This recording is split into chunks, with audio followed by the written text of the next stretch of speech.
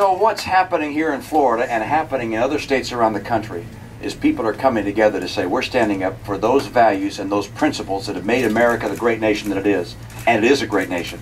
And that's why people in Florida are getting behind Marco Rubio. People who didn't know him and are now getting to know him better, saying that is the guy who stands for the things we believe in. He will keep America strong, Florida well, and preserve the values that have made us the hope of the earth. My friend, your Senator, Marco Rubio.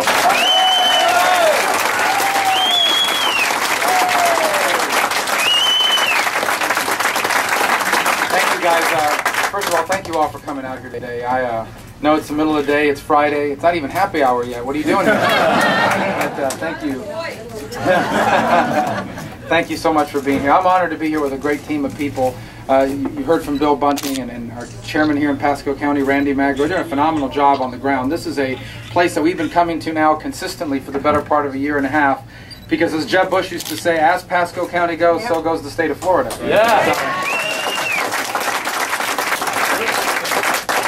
We have some phenomenal candidates, and Rich Nugent is here. I know you all know who he is, but he is going to be a great congressman. He's going to do a great job in Washington, D.C. Adam Putnam already did a great job in Washington, D.C., and now he's coming home to help fix Tallahassee. And let me tell you about Adam Putnam, because people need to understand, first of all, the race he's running for is an extremely important race across the state of Florida. It's a member of the cabinet. There are only 4 people on the cabinet. They determine on a daily basis some of the most important decisions facing our state. The second thing that he does from agriculture when he wins now in November is it regulates consumer affairs. And every time you go to those gas pumps, every time you pump the gas, look at that little sticker. Things from that, ranging all across the consumer spectrum, is run through that entity and through that department. And finally, agriculture is one of the 3 cornerstone industries in our state. We don't talk about that enough. Doesn't get the publicity of tourism. It doesn't get the publicity of development and real estate. Agriculture is the one industry that has struggled but held its own in this tough economic climate. And we need leaders in Tallahassee that understand that. There are hundreds and, quite frankly, thousands of Floridians that depend on a strong agricultural industry for their employment. And ultimately, as I tell, I come from Miami, where, and in the big cities, sometimes people think that food comes from Publix. Well, that's where they sell it. That's where they sell the food. But before it gets there are some people that work really hard to produce that for us. And that's why agriculture is such an important part of our state's economy, and why we need someone like Adam Putnam as our next agriculture commissioner. Yeah.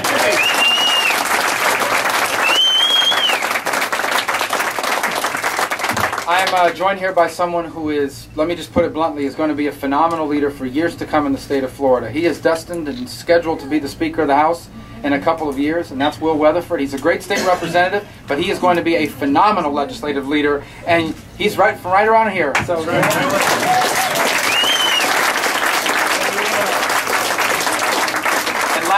last but certainly not least is Governor Romney. I am grateful that he's here with us today. It's important to stop, and I said this earlier at an event we had before, to get on the road and travel the country and campaign on behalf of other candidates. Look, there are days when I don't want to campaign for myself because I'm tired. And this man is doing it for people all over the state of Florida. He is leaving here and he's going to a rally for Rick Scott in the Villages for the governor's race. He's going back home and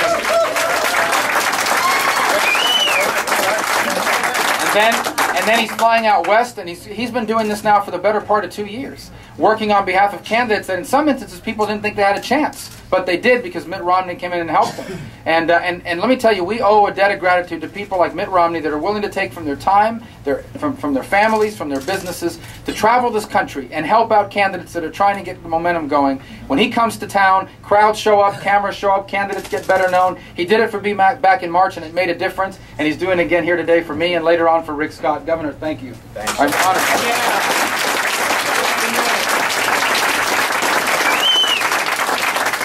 I'm going to go right to the point about this election, because this is not a difficult election to understand. It really isn't. It's pretty straightforward.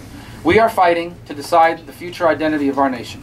The governor touched upon that a moment ago. That's what this election's about. This is a referendum on who we are going to be over the next decade and century. Is America going to continue to be exceptional and unique, or is it going to become like everybody else? Our exceptionalism is not hard to understand. We have extraordinary political freedoms. We have this free enterprise system that has made us the most prosperous people in the history of the world. But let me tell you how appropriate that we are in this restaurant here today. Because this restaurant and this family who is hosting us here and this establishment signifies everything that makes America exceptional. And here's why. What makes us different from the rest of the world is not our rich people. Every country in the world has rich people. What makes us different than the rest of the world is not our big corporations. Every country in the world has big corporations.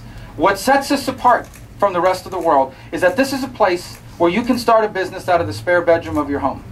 This is a place where you can draw a business plan out on the back of a scrap piece of paper and open up that business with your life savings. This is a business where a family can start a business like this and make it succeed. And listen, not all days are the good days. I bet you've had your ups and downs in this business.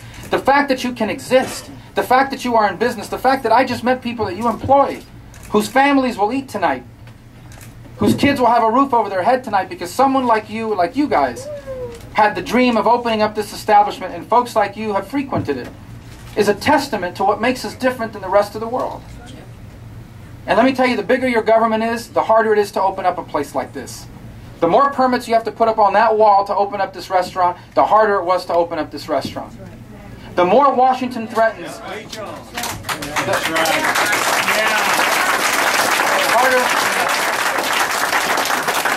the more these politicians in Washington threaten to raise his taxes next year, the harder it is for him to hire more people.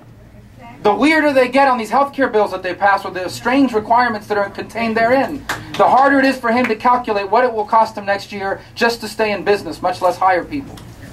Now you can talk to all the academics, you can talk to all the economists, you can do a tour of all the college campuses in America. Many of these guys don't get this stuff. I laugh when I read about politicians talking about job creation. Politicians don't create jobs. Jobs are created by people like this, from all walks of life, who have a dream and the opportunity to pursue it.